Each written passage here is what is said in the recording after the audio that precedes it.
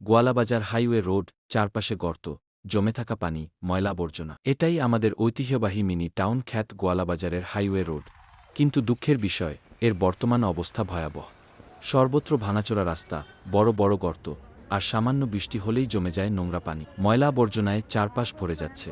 জমে থাকা পানির কারণে দুর্গন্ধ ছড়াচ্ছে, যা শুধু পরিবেশ নয়, মানুষের স্বাস্থ্যের জন্য মারাত্মক হুমকি। প্রতিদিন শত শত মানুষ এ পথ দিয়ে যাতায়াত করেন, শিক্ষার্থী, কর্মজীবী, সাধারণ যাত্রী। কিন্তু এই ফুটপাত ও রাস্তার কারণে সবার চলাচলই হয়ে পড়েছে দুর্বিষহ। বাচ্চাদের স্কুলে যাওয়া থেকে শুরু করে রোগীদের হাসপাতাল পৌঁছানো, সব কিছুই ঝুঁকিপূর্ণ হয়ে পড়েছে। এটা শুধু রাস্তায় সমস্যা নয়, এটা আমাদের জীবনের সমস্যা। এভাবে কি আমাদের চলতে হবে? আমাদের ট্যাক্সের টাকা কোথায় যাচ্ছে? আমরা কি একটু ভালো রাস্তা, পরিষ্কার পরিচ্ছন্ন পরিবেশ পাব না? এখনই সময় সবাইকে একসাথে দাঁড়ানো।